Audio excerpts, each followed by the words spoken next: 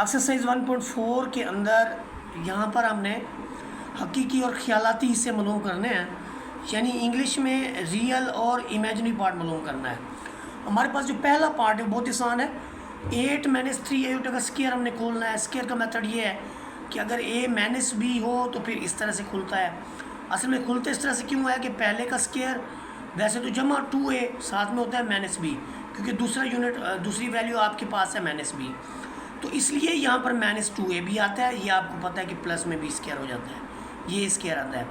तो इस फार्मूले से जब हम इसकी एक्सपेंशन करेंगे तो यहाँ पर हमें मिलेगा 8 का स्केयर +2 लगा के पहला एलिमेंट इनटू दूसरा और प्लस दूसरे का स्केयर। इस तरह से हमने इसकी एक्सपेंशन करनी है। तो ये आपका आ जाएगा 64 -16 आ जाएगा आयोटा, और यहाँ पर देखिए माइनस इंटू माइनस प्लस आ जाएगा 9 आयोटा स्केयर, और यहाँ से क्या मिलेगा 64 -48 आयोटा, ये बन जाएगा -9।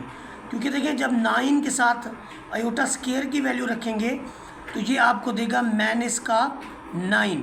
अब ये -9 इसमें से सब्ट्रैक्ट होगा 64 से, तो यहाँ से देखते हैं हम 64 से 9 निकालें। देखिए अगर 10 होते 10 निकालते तो 54 बनता, 9 निकालेंगे तो फिर 53 बनेगा -48 आयोटा। अब हमने चूँकि इसके रियल और इमेजिनरी पार्ट लिखने हैं, तो जो उसका रियल पार्ट है वो है 53, इमेजिनरी पार्ट वो होता है जिसके साथ आयोटा लिखा हुआ हो। तो यूँ यानी जो आपके पास रियल पार्ट है 53 और जो आयोटा के साथ वाला है वो है आपके पास -48। तो जो रियल पार्ट है वो आपके पास है जी 53 और इमेजिनरी पार्ट है आपके पास -48। अब हम इसके सेकंड पार्ट को देखेंगे। सेकंड पार्ट के अंदर हमारे पास 5 + 3 आयोटा का इन्वर्स है। किसी भी चीज़ के इन्वर्स में से अब यहाँ पर हमने फाइंड आउट क्या करना है, हमने इसका रियल पार्ट फाइंड आउट करना है और इमेजिनरी पार्ट, उर्दू में हकीकी हिस्सा और ख्यालाती हिस्सा। किसी भी चीज़ का इन्वर्स हो आप उसको 1 के डिनोमिनेटर में लिखें तो वो आपके पास प्लस में लिखा जाएगा। नेक्स्ट पार्ट में हमने क्या करना है कि इसके कॉन्जुगेट से इसकी मल्टीप्लिकेशन और डिवीजन कर देनी है। ये हमने इसकी मल्टीप्लिकेशन कॉन्जुगेसी के साथ और डिवीजन भी कॉन्जुगेसी के साथ हमने इसकी कर दी। यूँ हमें देखें जब किसी भी वैल्यू को आप मल्टीप्लाई करते हैं 1 के साथ तो डजेंट चेंज, ये वैसे की वैसे आ जाती होती है। 5 - 3 आयोटा। डिवीजन में देखें आपके पास ये 5 + 3 आयोटा है, 5 - 3 आयोटा है। तो a + b और a - b ये फार्मूला लगता है कि अगर आपके पास a + b हो इनटू a - b हो तो हम पहले को भी स्केयर देते हैं, नफ़ी लगा के दूसरे को भी स्केयर दे देते होते हैं। तो ये 5 का स्केयर -3 आयोटा का स्केयर, ये आपको मिल जाएगा 5 - 3 आयोटा। याद रखिए हम रियल और इमेजिनरी पार्ट जो है वो फाइंड आउट करने जा रहे हैं।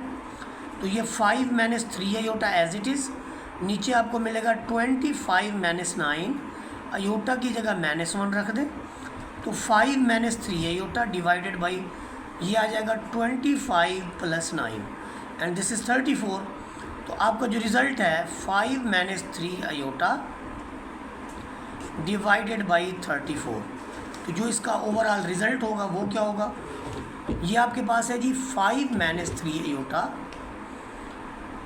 5 - 3 आयोटा डिवाइडेड बाई 34, यानी 5/34 -3/34 आयोटा।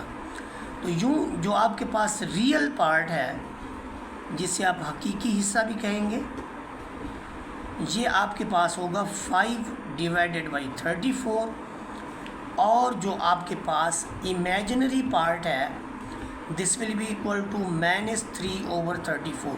यहाँ पर हमने आयोटा नहीं लिख देना, इस बात का स्पेशली ख्याल करना है।